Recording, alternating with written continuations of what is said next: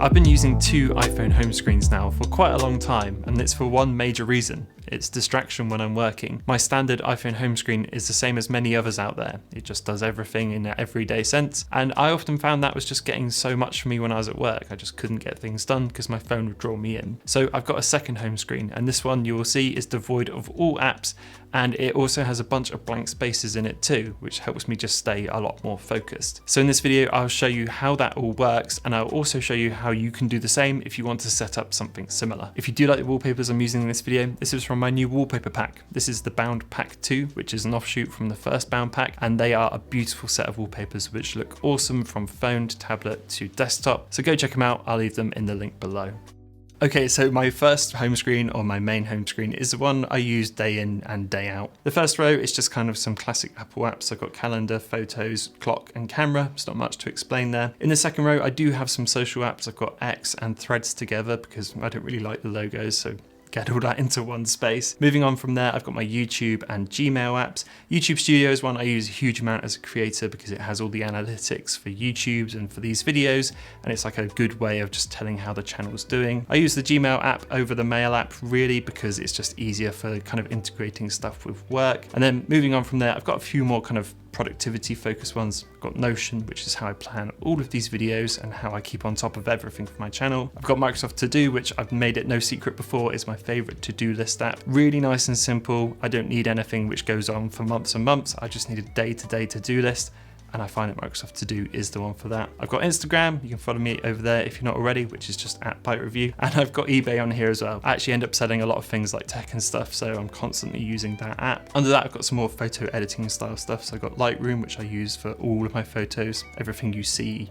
from me on Instagram or Twitter or anything like that, it's always edited in Lightroom first, so I use that a lot. I've got Messages. We don't use that a lot here in the UK, I'm afraid, but it's still there, it's still useful. And finally, on the home screen, I've got a folder called Photo, which initially had a bunch of photo editing apps inside it, and it still does, but these are just the other apps which I use quite a lot. There's things like TikTok in there, and the Notes app, and Discord, and other miscellaneous apps which I use quite often. Swiping over, I do have another page, but I don't really use this too much. It's just a bunch of other apps which are kind of useful to have to hand, and I've got a folder under each one of those apps which shows kind of all the other stuff, and they all correspond. So I've got Monzo on the top and then money, Pinterest and then design, Google Docs and then the Google apps, and I've got kind of general miscellaneous things in the storage and etc. file. Now on this second screen, I do have a few widgets, and these ones rotate. So on the first one, I just have a blank space, and then that rotates to the weather, so I can see what's going on with the weather if I ever need it. And then secondly, I've got one for the Ultra Human ring, which is the ring I've been wearing recently, but I'm not wearing it today, which just shows me steps and things like that. In the dock, these obviously don't change, but I've got my phone, Safari, WhatsApp, and Spotify. WhatsApp here in the UK is the massive one for communication. It's used all the time, and all of my mates pretty much talk through there. And obviously Spotify sticks around too, because that's my music player of choice. That's the first home screen, which I use kind of in a day-to-day. But if I swipe into my focus mode for work, you'll see that this kind of bumps me into this newer home screen. And this is the one which I use when I'm trying to get stuff done. Not only does the wallpaper rotate, but all of the apps disappear as well. And this just gives me access to the apps which are most important for getting work done. So for me, that's Gmail, Photos, To Do, and Instagram. Instagram is kind of like my necessary evil, which needs to stay there because I have to check it so much for all the posts I make and the odd sponsor too. What's cool about this home screen is the rotating widgets. At the top, I've got a clock and calendar, which is transparent, which is really nice.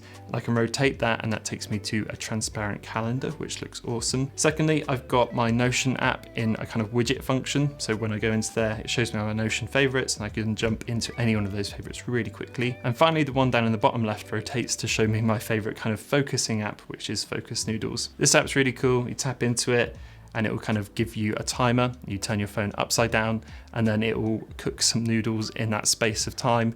And then once you're up with your focus period, it will show you the noodles you cooked. It's a really silly way to kind of stay on task for stuff. And it also shows you in the widget how much time you spent focusing today, which is kind of cool. If I need to find anything else while I'm in this mode, I just use the spotlight search. I just drag down and type in the app I'm looking for, rather than sifting through the app library, which I don't find overly useful. Everything in this mode as well is tied to a focus, so that means loads of notifications are silenced and only very certain apps can notify me if something's happening. It's a really useful way just to stay off my phone. Oh, and I actually use the action button for launching the camera because my phone is pretty much always in silent mode anyway. So those are my two home screens, and the best thing about it is I can toggle between them so quickly. All I have to do is swipe down into the focus modes, tap them on or off, and it will switch wallpaper, widgets, and everything else. I can go between them nice and seamlessly. It's really awesome. This video is brought to you by MOFT, and they've sent out their creator pack, and it is full of goodies in here. There's the Mova vegan leather case, which is a really nice case for the iPhone, a lanyard attachment if you're more active, and a snap wallet, which not only holds a few cards, but also acts as a neat little stand. But my favorite thing in here is the Snap Invisible Phone tripod. I love this thing, it's so quick and easy to set up, and the amount of positions it can handle is amazing. It's kind of perfect for creators like me. There's 3 modes here, a floating mode, which is good for browsing, video calls, taking photos, and you can even turn your phone into landscape for watching content or even for getting big group selfies. There's a standing mode, which is great if you just want to hold your phone up, and even a vlogging mode, giving you a handle to film yourself. I used this a load when I went to London recently, and I got a bunch of photos I couldn't normally get without asking someone for help. It was really great. These come in a bunch of colors and work really nicely with the Mova cases. You can get some sweet two-tone looks, which I'm a big fan of. All of this works with MOFT Snap Battery Pack 2, creating a stack of accessories for the back of your device. So if you want to check any of this out, then head to the link in the description below. And of course, a huge thank you goes out to MOFT for sponsoring this video. Okay, let's talk about how to get this set up. And don't worry, it is simple enough, but there's a fair few steps. I know a lot of you won't want that 2-screen look, but you will want the cool blank rotating widget effects, so let's start there. First up, you're going to need to download MD Blank. This is a paid app if you want all the features, which I would recommend to do. And look, there may well be more out there which are cheaper or free, but I personally prefer MD Blank because it gives you more options than just a blank space with its own clocks and widgets and things like that built into it. Once you've downloaded MD Blank, hold your finger on your home screen and add a new widget and pick MD Blank. You'll then get the option to pick which size you'd like, either a small square, a medium which spans the width of the screen, or a large one which takes up half of the entire screen. Once you add one, it'll ask you to set up a wallpaper so you can apply the transparent effect. To do this, you'll need to take a screenshot of your wallpaper without any apps on it. So hold your finger down on the screen again to get into jiggle mode, then swipe until you reach a blank page, then screenshot it. Do this once in light mode and then again in dark mode to ensure you have everything. After you've added that in MD Blank, you'll notice it fills in the widget with your wallpaper, making it appear blank, giving you the kind of basic effect. After you've done that, all you need to do now is to fill your screen with the widgets where you want them, and they should appear blank off the bat as well. However, you will need to tell MD Blank where the widget is on the screen, otherwise it will look really wrong. To do this, hold your finger on the widget and press and edit MD Blank and tell it on the screen where the widget is located, and it will provide the right image, making everything look perfect again. Repeat this until you have all the blank spaces you want. Then you'll have to place your apps where the iPhone will actually let you, so wrestle with that until you have the desired look. Once these are in place, you can either leave it there and enjoy the blank space, or you can start adding widgets to those spaces to get that nice rotating effect. To do this, enter into jiggle mode and then add a new widget.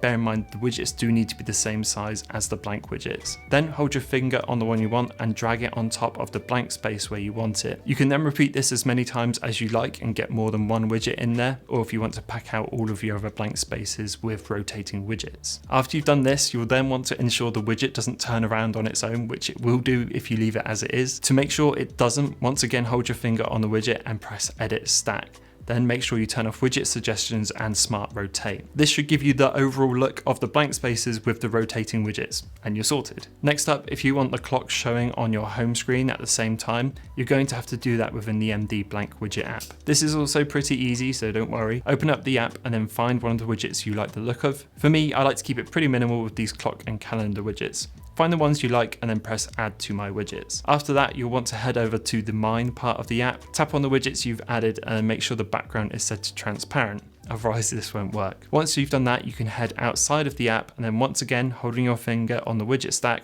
press edit MD Blank and select the widget you'd like to appear. This will allow you to get all those fun clocks, text, weather, or anything else you've picked to appear on your home screens with a nice transparent background. So that's the basic setup if you only want the gaps on your screen with the rotating widgets.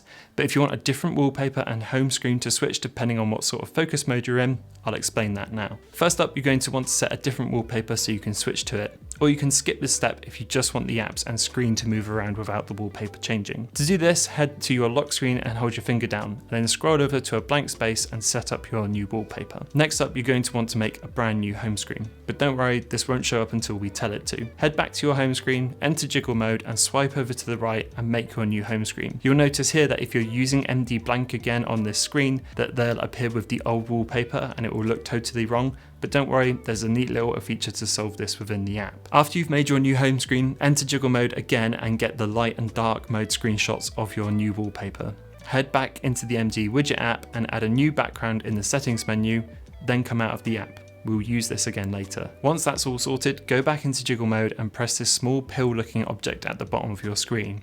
You'll then want to hide the new home screen you just made. This will hide it until we tell the iPhone we want to see it again. Once you've done that, head into settings on your phone and then go to the focus modes.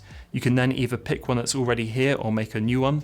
And once you've selected one, it will bring you into a new menu where you can customize a bunch of things like notifications, but also the screens that your iPhone will show. All you need to do now is set the new lock screen you made and the hidden home screen you made too, and that's it. And if you did want to continue using the MD blank widgets on your new home screen, use the focus filter at the bottom of the page and select your new wallpaper, and then it will automatically change with your focus mode, which is ideal. In this overall menu, you can also decide what sort of notifications you want to let through in this mode if you wish, and even schedule when the focus mode turns on so you don't have to do it manually. After this is set, go to your original home screen by going back to the lock screen and jumping there. Then you should be golden. You can now pull down from the top right and engage your new focus mode, and that's it. You should see everything change, including your wallpaper, and you can toggle freely between the two and enjoy having two very different and distinct setups. Well done. So there you have it. That's how I have my iPhone set up and a guide of how to do it if you want something similar. I hope you enjoyed the video. If you did, pop a like and hit the subscribe button too. That'd be awesome. And I will see you all in the next one.